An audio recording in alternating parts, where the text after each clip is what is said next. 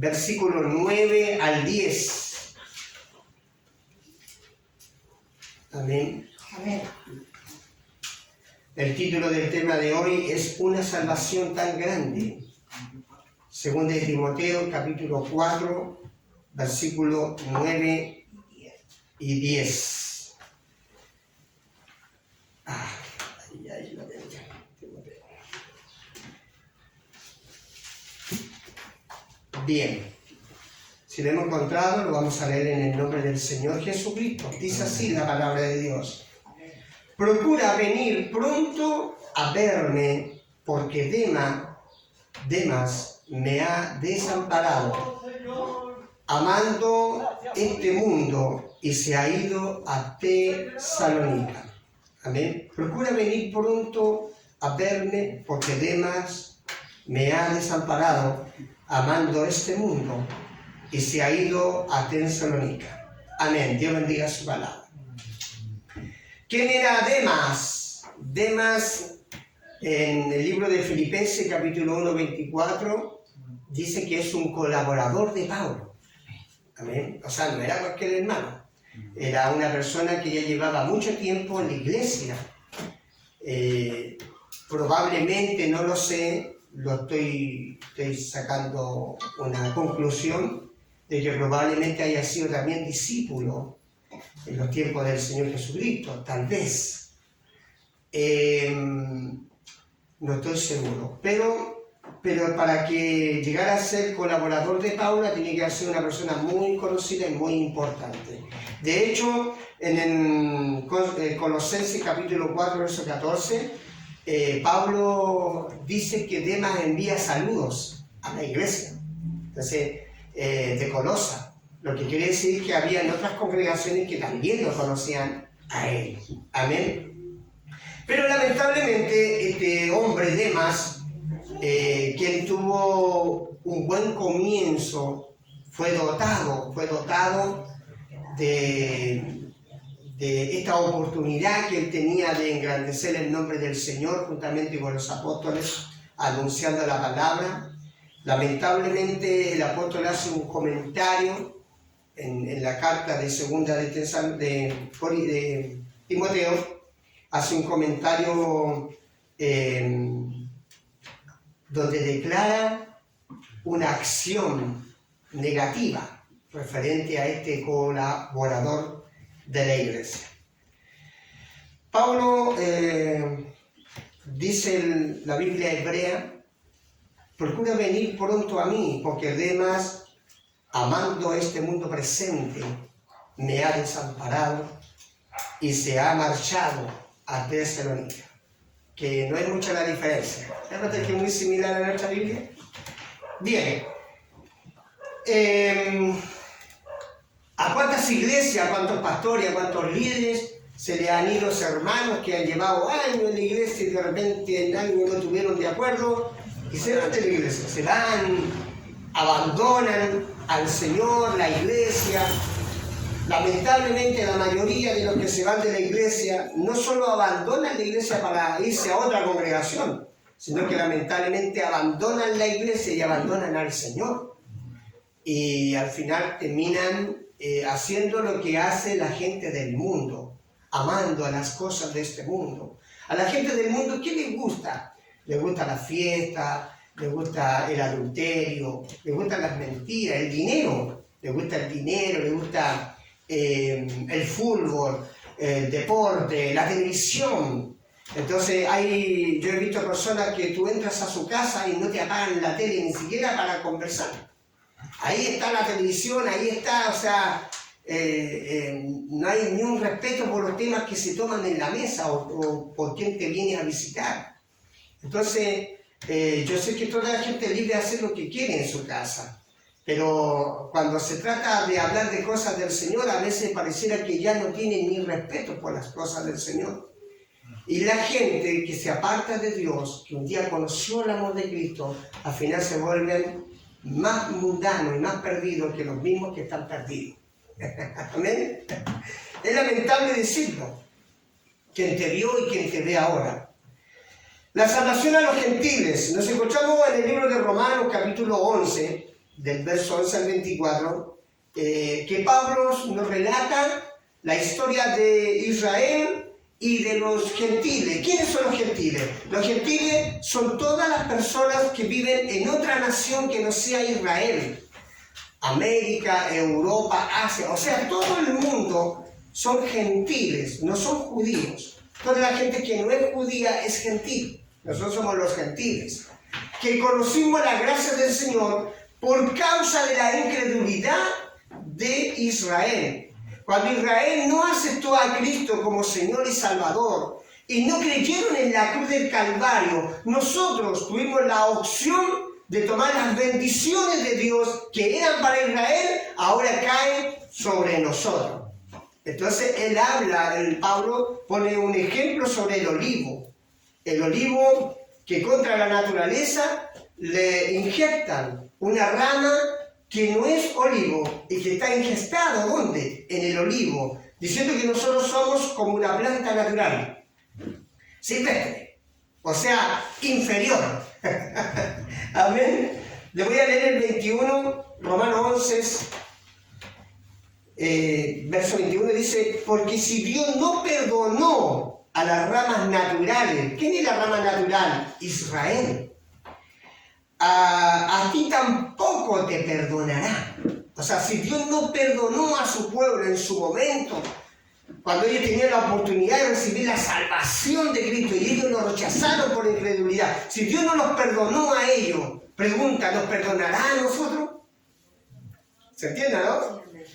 El verso 22 dice, si permanece en la bondad, si nosotros permanecemos en la bondad del Señor, pues de otra manera tú también serás cortado. Dando a entender que Israel en su momento fue cortado de la salvación y se nos dio esta oportunidad a nosotros. Pero nosotros, sin tener tal vez derecho a estas bendiciones de Dios, se nos da el derecho, no solo el derecho, sino que se nos da la bondad de Dios de concedernos tener esta bendición, y lo despreciamos. ¿Cuánto más va a ser el castigo para nosotros, que no somos de la rama original? El 23, y aún ellos, hablando de Israel, aún Israel, si no permaneciere en la incredulidad, serán inyectados, pues poderoso es Dios para volver a inyectarlos. ¿Sabe cuándo Dios vuelve a inyectar a Israel en su propia mata? Cuando Cristo venga a buscar a la iglesia. Y antes de la segunda venida de Cristo en la tribulación, Israel vuelve a ser ingestado en el olivo original, considerado otra vez, y ellos comienzan a evangelizar al mundo entero. Que esa era la idea del Señor, de que Israel evangelizara al mundo entero, que es algo que no lo está haciendo hoy. Pero en su debido tiempo, poderoso Dios para volver a hacerlo. Amén. Verso 24. Porque si tú fuiste cortado de que por naturaleza es olivo silvestre y contra naturaleza fuiste ingestado en este buen olivo, ¿cuánto más estos, hablando de Israel, estos que son de la rama natural, serán ingestados en su propio olivo? Si nosotros, que no éramos ni olivo, éramos una mata silvestre, fuimos arrancados de ahí, fuimos cortados de ahí, para que el Señor nos ponga en el olivo, en la rama original. Ahora, si el Señor poderoso tomó algo que no era de aquí y lo puso ahí en contra de la naturaleza, poderoso es Dios para volver a tomar las ramas cortadas que hubieron y volver a colocarlas de donde ellos pertenecían, el origen. ¡Qué maravilloso! Entonces, Pablo, ¿qué está hablando? Está hablando de una salvación, pero que a la misma vez la salvación se pierde, es cortada, es arrancada. Si fueron arrancados de la rama original, el pueblo de Israel, algunas generaciones se perdieron por esto, ¿cuánto más nosotros que no somos de la rama original? Dios no nos perdonará si descuidamos una salvación tan grande. Amén. Por causa de la incredulidad de Israel en Jesús y en la cruz, se le dio la entrada a la iglesia debido a la fe, por medio, no de nuestros propios méritos, sino que porque creímos en el Señor, en su amor y en su bondad. Amén. Israel falló, pero el plan de Dios no falló. ¿Cuál era el plan de Dios? Salvar al mundo entero. ¿Entiendes? Israel, si él no quiso aceptar a Cristo en su momento, fue un problema de ellos. A los suyos vino, pero los suyos no lo recibieron. Amén. Y el Evangelio en el mundo, como planeó al principio, así ocurrirá también en la edad del reino venidero. En el libro de Isaías 66, 19, habla de que el pueblo de Israel comienza a evangelizar sobre el mundo entero, dando a entender que un día esa rama que fue cortada va a volver a la rama original, al arbolito original. ¿Amén? ¿Se pierde la salvación? Es la gran pregunta que todo el mundo se hace. Es un tema controversial. Pelean los eruditos, pelean los pastores, pelean los expertos de la Biblia referente a este tema. Unos dicen sí, otros dicen no. ¿Pero qué dice la Biblia? Es ella la que a nosotros nos dice si se pierde o no se pierde la salvación. Filipenses 2, verso 12, dice el apóstol Pablo: ocuparos en vuestra salvación con temor y temblor. Dedicarse a salvarse. Dedicar tiempo a salvar. ¿A qué te vienes a la iglesia? Dice que la fe viene por el oír. ¿El oír qué? La palabra de Dios. ¿Y dónde tú escuchas palabra de Dios? En la iglesia. Entonces, cuando una persona deja de venir a la iglesia, deja de crecer en la fe, no hay palabra de Dios. ¿Qué se siente una persona sin escuchar palabra de Dios 2 o 3 semanas? Es como estar sin comer nada durante una semana completa en tu casa. Estarías con hambre, estarías con dolor de cabeza, no podrías ejercer ningún trabajo, ninguna labor de nada, desganado, deprimido, incluso te puede llegar hasta matar. Porque hay gente que ha muerto de hambre y de sed. Entonces imagínense espiritualmente, cuando no reciben la porción de la palabra, la porción semanal, cuando no tienen interés de venir a salvar su alma a la iglesia, aunque ya somos salvos, pero venimos a la iglesia ¿a qué? A pedirle perdón al Señor por nuestros errores, nuestras tonteras que hicimos dentro de la semana, porque nosotros todavía vamos camino a la perfección. ¿Somos salvos? Sí, pero hay un montón de tentaciones afuera y a veces la carne es débil y debemos vencer todas estas debilidades que a veces luchamos a diario. Entonces, Dios me garantiza una salvación. Claro, la cruz de Cristo. Ahí está la salvación de nuestra alma, de nuestra vida. Él es la salvación. Pero ¿qué pasa cuando nosotros no estamos constantemente mirando la cruz de Cristo? Ahí el problema, porque no todas las personas se arrepienten y se convierten. Hay mucha gente que les cuesta, entonces tienen que estar viniendo a la iglesia a orar, viniendo a la iglesia a ayunar. Y algunos son salvos y tienen a Cristo en su vida y son llenos de la presencia de Dios, pero a otros no, a otros les cuesta. Y hay que ayudarlos. Tenemos que ayudarlos. Entonces, la salvación se obtiene gratuitamente, no porque somos buenos, porque Dios es bueno contigo y porque Él te ama. Pero hay que cuidar esa salvación. La gente ha venido a recibir a Cristo en las iglesias y después se van como que menospreciando lo que el Señor en algún momento les regaló. Y no se preocuparon de servirle al Señor, no se preocuparon de avanzar, se comportaron como Demas, amando las cosas del mundo y se fueron, olvidándose de lo hermoso que el Señor le entregó.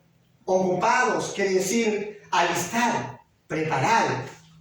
Si a ti te dijeran que hay un paseo fin de semana y tienes toda una semana para prepararte, ¿sabes lo que hace un niño?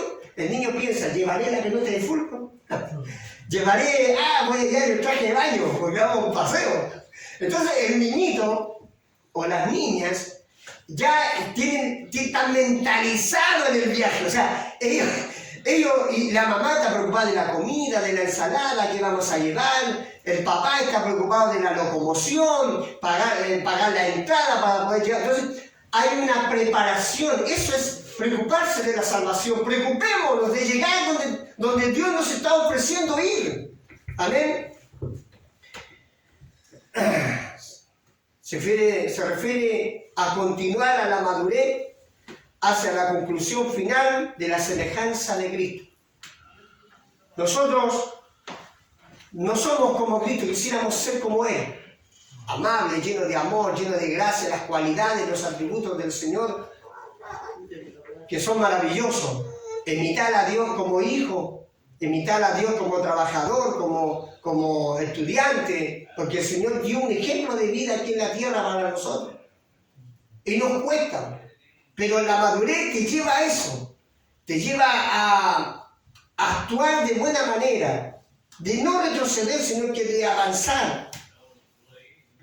Es como los compañeros que tengo ahí en el estudio. Yo conversaba con un compañero que al final están yendo a la escuela solamente los que tienen más edad, los más viejitos. Pero los jóvenes empezaron como caballo en feria, rapidito ahí, no faltaba ninguna clase. Pero en la mitad del año se empiezan a anarquear en el camino y se van postergando. Y al final nunca terminan el curso que les quedó pendiente por años, desaprovechando la oportunidad de salir luego, de sacar los títulos que tienen que sacar. Entonces quedan eliminados, ellos automáticamente quedan autoeliminados. ¿La directora tiene la culpa de esto? No. ¿Los profesores tienen la culpa de esto? Tampoco. ¿Quién tiene la culpa? La misma persona que la interesaba. ¿Se entiende? Lo mismo pasa en una iglesia y lo mismo pasa con la salvación. Hebreos capítulo 2, verso 3. ¿Cómo escaparemos nosotros si descuidamos una salvación tan grande, la cual, habiendo sido anunciada primeramente por el Señor trajo la salvación, Él trajo su reino en nuestra vida y nos fue confirmada por los que la oyeron, con señales, con milagros. El Señor hizo resurrecciones, vieron su poder, vieron su mano poderosa en esto. Descuidando, que se llama tener en poco. ¿Cómo tú vas a tener en poco esta salvación tan grande? ¿Cómo la vas a menospreciar? ¿Cómo tú vas a tirar al tallo de la basura algo tan glorioso? Amén. Que no es una cuestión de religión, es un asunto de salvación eterna, donde nos competen a todos los seres humanos. Si descuidamos la cruz, no hemos destruido a nosotros mismos. Amén. Cuando Jesús dijo, arrepentíos, el reino de los cielos se ha acercado. ¿Cómo tú vas a menospreciar eso? Las personas que llegan al infierno no llegan porque el Señor los mandó, porque Dios es malo, porque hay leyes divinas. No, es porque ellos simplemente menosprecian este regalo. Es como un cumpleaños. Yo te invito al cumpleaños y yo te digo, no tienes que llevar regalo. El regalo más grande que yo puedo recibir es que tú estés conmigo. Y ni aún así hace el esfuerzo de llegar. ¿Se entiende? Entonces, ¿quién se perdió el cumpleaños? ¿El invitado o el que estaba festejando? El invitado. Entonces, Dios nos hace una invitación a nosotros a salvarnos. Y eso depende de ti. Amén. Porque tú puedes tener el boleto en la mano, pero eso no te garantiza. No le garantiza al anfitrión si tú vas o no vas. Yo que he hecho 8 congresos y entregué tantas entradas para que fueran. Cuando entregué 200 entradas para que fueran gratuitos. En esta entrada le garantiza un asiento, un lugar para ustedes. Pero cuando llegó el día del evento, ni siquiera estaba a la mitad. El tener entrada en la mano no me garantizó a mí como anfitrión que llegaran las 200 personas. Ellos tomaron esa decisión. Ahora Dios tiene una entrada para cada persona en el mundo. ¡Aleluya! Cada persona tiene una entrada para ir al cielo y se llama la cruz de Cristo, la cruz del Calvario, la salvación en Él. Pero no le garantiza a ellos. No porque Dios no te lo garantice, no porque Dios no te lo vaya a prometer o Él vaya a fallar, es simplemente porque la persona decidió no ir. Amén. ¿Qué es lo que están haciendo ahora? No ir a las plantas, a los pies de Cristo, no ir a la cruz del Calvario, no ir al arrepentimiento, no ir a renunciar a su mala y manera de vivir. Hebreos capítulo 10, verso 26, dice, porque si pecaremos voluntariamente después de haber recibido el conocimiento de la verdad, ya no queda más sacrificio por los pecados. ¡Wow! O sea, voluntariamente, o sea, nadie te puso una pistola acá, nadie te obligó a pecar. Tú voluntariamente vas y vuelves otra vez al vómito, como el perro, o el cerdo que vuelve otra vez al chango. El cerdo es cerdo, el perro es perro. La naturaleza de ellos son así. Entonces, lamentablemente, la naturaleza de cada persona lo hace volver de donde pertenecían. Si pecamos voluntariamente, si continuamos pecando voluntariamente, dígame que no va a perder su salvación o no. Me gustaría que leyéramos Hebreos, el capítulo 10, verso 27. Porque yo acá le estoy leyendo un versículo, pero mira lo que dice el versículo siguiente. Y es interesante que todos los versículos se lean, porque a veces leemos lo que nos conviene, no me dijo alguien por ahí. Dice el 26, que fue el que leímos. Porque si pecaremos voluntariamente, después de haber recibido conocimiento de la verdad, o sea, gente que sabe de la Biblia, como el rico, ¿se acuerdan que el rico sabía quién era Abraham? Ya no queda más sacrificio, O sea, Dios ya no puede hacer ya nada más de lo que Él ya hizo por ti en la cruz. Si tú menosprecias la cruz, ya no hay nada más. ¿Qué más puede haber? Pero mira lo que dice el 27. Sino que una horrenda experiencia de juicio les queda y de hedor de fuego que ha de devorar a los adversarios. O sea, si tú menosprecias la cruz de Cristo, si tú menosprecias la salvación, tú te vuelves en un adversario. Y el apóstol te asegura que es una escena horrenda de juicio. Horrenda, la palabra horrendo quiere decir que algo terriblemente impensado, de ardor y de fuego. Está hablando del infierno. Está hablando después del lago de fuego también. O sea, el cristiano, el que dice ser cristiano, ¿puede perder su salvación? Si sigue pecando voluntariamente, se sigue drogando, se sigue acostando con el amante, se sigue robando a la empresa, se sigue mintiendo, se sigue haciendo escenas de celo, se sigue haciendo cosas semejantes al pecado y cosas semejantes a ella, ¿se salvarán? No lo digo yo, lo dice las Escrituras, ¿ven? El pecado voluntario es como transferir, o sea, no creer en la fe ni en la cruz. Es como olvidarse de todo lo bonito y hermoso que Dios hizo por ti. Es negar a la Biblia, es negar la salvación. Es decir, hay gente que dice, no importa un bleo, dice. Pero cuando se trata de salvación y de la cruz de Cristo, tú no puedes pensar así. Demas le importó un bleo, se fue nomás, amándola. Ni siquiera se fue de a otra iglesia, así es el drama. Dice, amando las cosas de este mundo. ¿Usted cree que Demas está en el libro de la vida? Cuando vayamos al cielo, ¿usted cree que nos vamos a encontrar con él? Si está escrito en la Biblia es porque es un claro ejemplo de lo que va a pasar con los cristianos y cristianas que no avanzan, que no continúan, que no perseveran. Si la cruz de Cristo es rechazada, no hay ningún otro sacrificio, ni camino aceptado por el Señor más que ese. Dios no va a aceptar a nadie en el cielo llegar si no es por el sacrificio de la cruz de Cristo en el Calvario. Hebreos 10:39, pero nosotros no somos de los que retrocedemos para perdición, ¿ven? Para perdición, no salir de la iglesia para no ir más a una iglesia. Es tremendo eso. Sino que de los que tienen fe para perseveración del alma.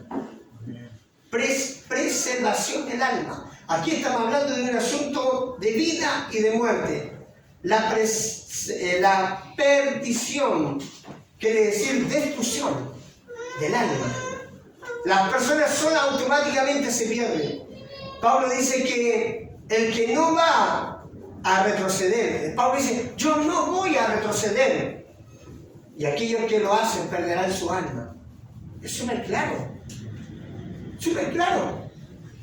Hoy, la semana, hablé con un joven que ya no creía en todo lo que se le había predicado en algún momento y que él quiso buscar la verdad por sí mismo, y cuando lo escucho veo el tremendo retroceso de conocimientos escriturales, los principios morales de Dios, retroceso de todo. Hay gente que está buscando iglesias donde no le digan que están mal. Y buscan por internet las Biblias o versículos que a ellos les convienen. No es así. Tú no haces la voluntad de Dios, te pierdes. Amén. Aunque digan muchos, porque muchos no van a estar de acuerdo conmigo, pero me da lo mismo porque no es mi argumento, no es mi opinión, es lo que la Biblia a mí me dice. Ellos tendrán su manera de decir a través bíblicamente de que la salvación no se pierde. Pero acá yo leo esto y me dice lo contrario. Es cierto, Dios me garantiza la salvación, claro. Si yo recibo a Cristo soy salvo y claro, Él me perdona todos mis pecados. Estamos totalmente y completamente de acuerdo. Pero a muchos la muerte lo ha pillado en un motel, o en una discoteca. A muchos la muerte te ha pillado haciendo cosas malas, cosas indebidas. Amén. Son solo algunos ejemplos nomás, pero yo sé que hay muchos.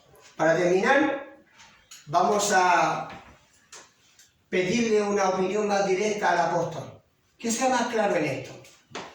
Primera de Corintios capítulo 9, verso 27. Si no golpeo mi cuerpo y no pongo en servidumbre, golpear, que dice que tomaban un y se pegaban, como lo hacían los católicos, que pecaban y se pegaban la espalda por mi culpa y por mi gran culpa. Cuando él dice golpeó mi cuerpo, se refiere de que no complacía la carne. Él torturaba su carne y la sometía a servidumbre, o sea, convertía a su cuerpo en un esclavo de las cosas buenas, porque el cuerpo siempre va a querer hacer cosas malas. La carne es carne. Entonces, la única manera de espiritualizar esta carne, este cuerpo pecaminoso, es doblegándolo. Es obligándolo, es una tortura, es como una persona que le dice a ti, señora, a partir de ahora no coma nada dulce. Y a ti lo que más te gusta es estar en la panadería comprando cosas dulces. Vas a un cumpleaños y no puedes comer la torta. Vas a un restaurante y no te puedes pedir una bebida. ¡Qué tremendo! Entonces, ¿es una tortura o no es una tortura? Entonces, ¿cómo enseñarle al cuerpo que dejando de hacer eso que es tan rico para él, pero a la misma vez es un daño tan grande de salud? Entonces lo mismo pasa con el pecado. ¿Cómo doblegar al pecado? Eso dice, tómate término, sino que golpeo mi cuerpo, o sea, lo castigo mi cuerpo, pero no con combo ni con palos, sino que lo castigo no dándole la libertad, no complaciéndolo, no. ¿Por qué? Porque entiendo que si lo hago, puedo perder la salvación. Y lo pongo en servidumbre, en esclavitud. Dice, no sea que habiendo sido un heraldo para otro, yo mismo venga a ser un eliminado. ¿Se imagina llegar al cielo y que uno de los apóstoles no esté en el cielo? Y que sepamos de que en algún momento él falló. Bueno, en este caso no es así. Creemos por la fe que los apóstoles son salvos. Por eso dice, y sus santos apóstoles. ¿Me entiendes? Todos murieron por la causa de Cristo, incluido Pablo, que al final lo lo decapitaron por la causa de Cristo. Entonces recibimos testimonio también de que ellos verdaderamente fueron salvos. La versión hebrea del mismo texto, mira lo que dice: sino que trato con severidad mi cuerpo, no dice con golpe, sino con severidad mi cuerpo, y lo reduzco a esclavitud, no sea que siendo predicador a otros, predicándole a otros, dice, yo mismo quede desaprobado. Amén. Aunque el hombre sea un predicador del Evangelio, sino que también su mirada exclusivamente en Cristo, si él deja esa mirada exclusiva en Cristo y en la cruz, ignorando, pasaría a ser un náufrago. Es decir, él estaría desamparado, descalificado, eliminado. Amén. Para terminar voy a contar una historia corta, quiero que entiendan esto. Había un cerro y en los pies del cerro había un colegio.